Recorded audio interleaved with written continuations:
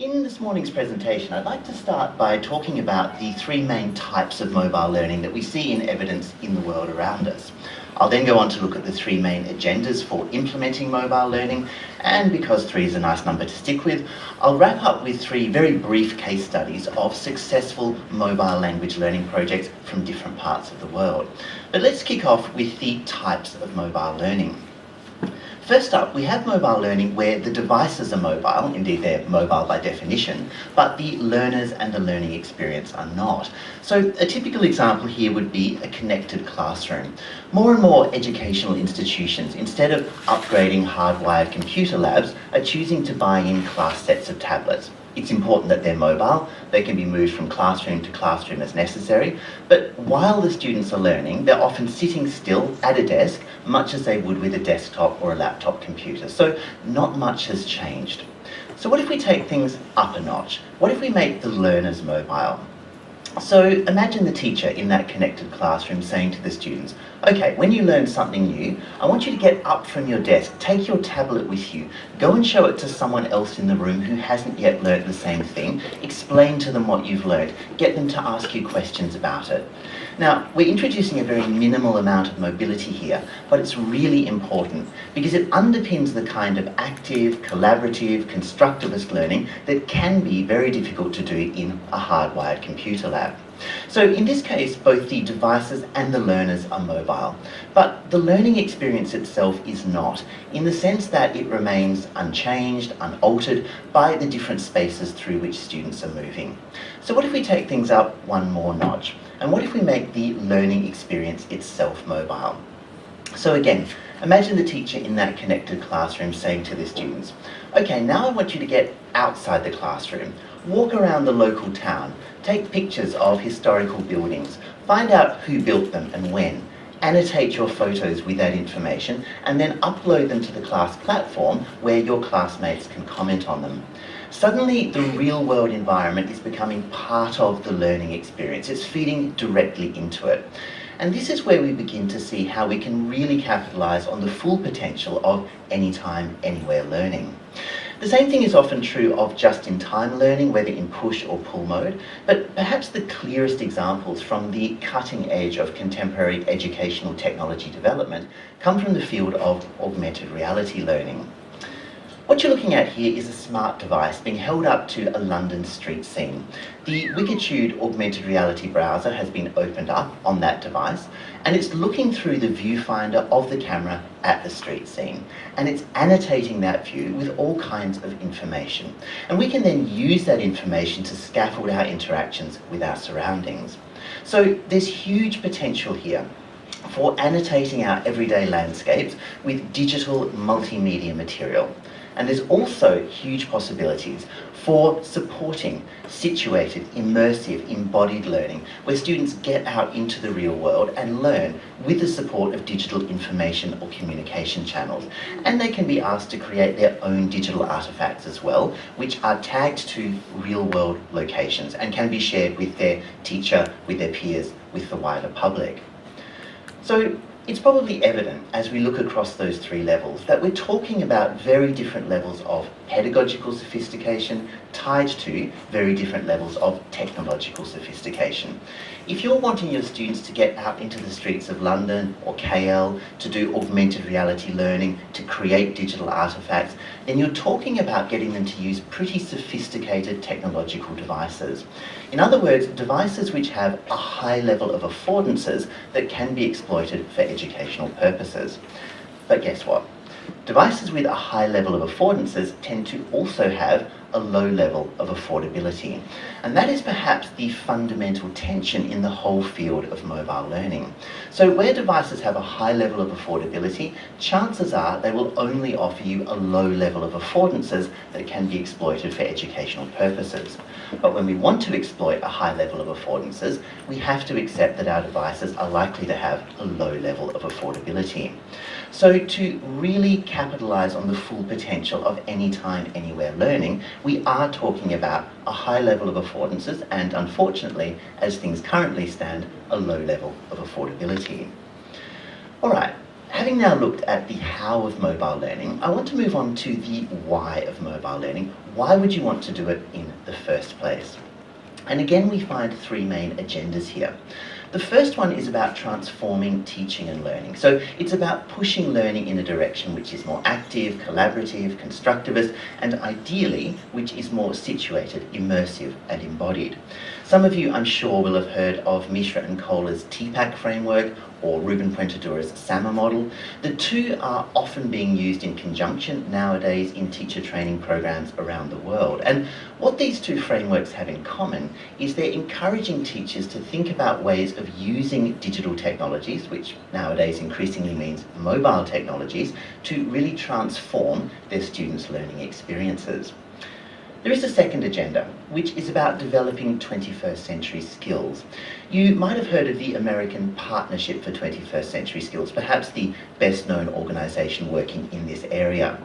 And they promote skills like creativity, collaboration, and communication. In my own recent work on digital literacies, together with a couple of co-authors, Gavin Dudney and Nikki Hockley, we've been arguing that it's no longer enough for language teachers to simply teach language nowadays. Rather, we have to teach students the digital literacies that they need to decode the language that reaches them through digital channels and to encode their own language production in those same channels. And of course, these digital literacies also provide fundamental support for 21st century skills like creativity, collaboration, and communication. Actually, where we find transformative pedagogy, so where we find students who are learning in a collaborative, constructivist, situated way, we also often find that a lot of space has been opened up for the fostering of 21st century skills. So there's actually quite a good match between transformative pedagogy and the development of 21st century skills. There is a third and quite different agenda for mobile learning, and that's a social justice agenda. This one is really about getting learning into the hands of as many people as possible, particularly traditionally disenfranchised populations such as women and girls or rural and remote learners in the developing world. And you may have heard of some of the amazing work that's been done in this area by organisations like UNESCO based in Paris or the GSMA in London. Again, as we look across those three levels, it's probably evident that we're talking about very different levels of pedagogical sophistication tied to very different levels of technological sophistication. If you're wanting to really transform your students' learning experiences, if you're wanting them to develop their 21st century skills, to practice their digital literacies as they create digital artefacts, then the chances are you're talking about making a high level of use of the affordances of mobile technologies for educational purposes. And those technologies will tend to have a low level of affordability. At the other end of the scale, the social justice end, it's all about a high level of affordability. It's about getting the devices, and therefore the education, into the hands of as many people as possible. And often here we're talking about basic feature phone devices. It's relatively easy to make those accessible to large numbers of people, but once the devices are accessible, they will only offer a low level of affordances for educational purposes. So again, we come back to this fundamental tension in the field of mobile learning, and to the fact that if we really want to capitalise on the potential of anytime, anywhere learning, we are generally talking about a high level of affordances and a low level of affordability. Okay, having now looked at the how and the why of mobile learning, I'm going to wrap up by looking at three brief case studies of very successful mobile language learning projects from different parts of the world. And you'll see that these involve a different mixture in each case of types of mobile learning and agendas for mobile learning. But what makes each project successful is that it's absolutely targeted to its intended group of learners in its own context. So I'll start off with the British Council's Learn English SMS project in North Africa, which has been running since 2008 in Sudan and since 2013 in Libya. Participants receive SMS messages, that is text messages, which contain a vocabulary item with an explanation, or a grammar point, or a study tip. There are 4 a week in Sudan, 5 a week in Libya. In Sudan, it's also possible to request behaviourist-style quizzes in pool mode, but that is not yet available in Libya due to the telecommunications infrastructure. So this is very much a BYOD project, a bring your own device project, in the sense that participants supply their own devices, generally basic feature phones, and they're responsible for their own mobile phone connections. So here's a project which is really about a social justice agenda. It's about getting English language learning into the hands of people who previously had few, if any, such opportunities. The devices are mobile, obviously, by definition, but the learners and the learning experience not so much. However, by working within this restricted frame, the British Council has been able to achieve a large reach here, to reach tens of thousands of interested learners. And the Council has been able to work across the geographical and security limitations in North Africa, in countries where it's often not safe for the Council staff to travel outside the capital cities. And just as importantly, they've been able to work within the technological and economic context of North Africa. So this is a project which, from a pedagogical point of view, is relatively unsophisticated. It's about information transmission and behaviourism, but it has been very accessible. It's achieved a large reach. So even though we're not really seeing the potential here of anytime, anywhere learning, it is a project which is absolutely appropriate for this target group of learners in this target context. Okay, I'm going to jump continents now and go to South America, specifically to Brasilia, to have a look at the iPads for Access project that's been running at the Casa Thomas Jefferson, a large English language teaching college, since 2012. Originally, this project was designed to benefit 104 Access students. These are students from low socioeconomic backgrounds who have a gift for learning English. But ultimately, the project has come to benefit all 17,000 regular students at Casa Thomas Jefferson. It's about teaching English language, but it's also about teaching digital literacies as a gateway to 21st century skills. The format, teacher-selected iOS apps, that's Apple apps, being used on more than 200 class iPads, so those are in class sets, funded initially by the US State Department, but in an ongoing way by Casa Thomas Jefferson itself. At the same time, though, there's been the introduction of a subsidised BYOD model, where the staff and the regular students of Casa Thomas Jefferson are encouraged to buy and bring into the classroom their own Apple devices to support teaching and learning. So this is really a hybrid project. On the one hand, it does have a certain reach. There's a certain social justice element as far as those Access students are concerned. But from the beginning, it wasn't just about teaching them English. It was about teaching them digital literacies as a gateway to 21st century skills. The project, though, soon became about the 21st century skills of all of the students at Casa Thomas Jefferson. And then it was realised that in order to open up the maximum space for the development of those skills, it was also necessary to transform the pedagogy. And that's really where the focus of this project is now. The devices are mobile, of course, but so too are the learners. They move all the time around the classroom and around the campus. So it's a project which on the one hand does have a certain reach as far as those Access students are concerned. It's a project which also shows that it's possible to teach digital literacies at the same time as teaching other kinds of content. And in terms of pedagogy, Carla Arena, who runs the project in Brasilia, tells me that she sees shifting attitudes to BYOD and technology integration amongst the staff, and she reports real pockets of success in shifting learning in a direction which is more active, collaborative and constructivist.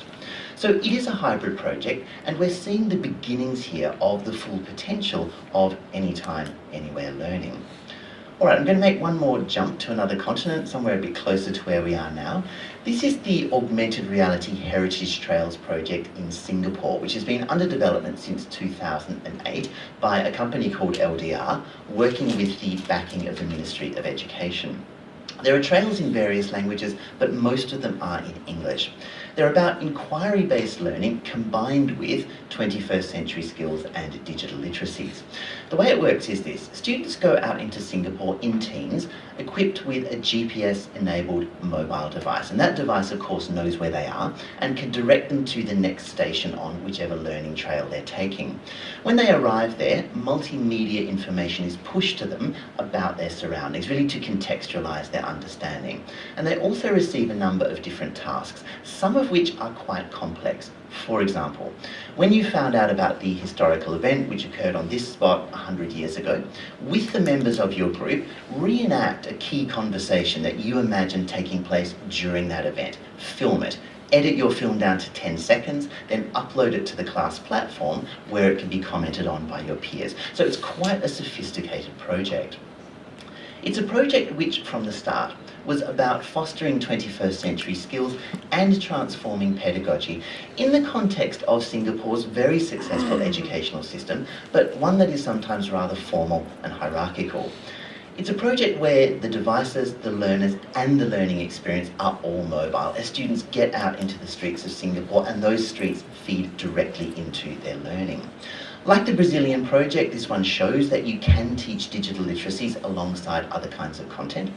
And in terms of pedagogy, we're seeing a shift in a student-centred, active, collaborative direction as students work together in teams to solve problems, as they create digital artefacts to share with their peers, and so on. There's also a shift in a situated, immersive, embodied direction as students go through the streets of Singapore and those streets feed directly into their learning. On a global scale, this is a relatively unaffordable project, but in the affluent context of Singapore, it works. And I think it gives us all an idea of where we may be able to head over the next few years in terms of really exploiting the potential of anytime, anywhere learning.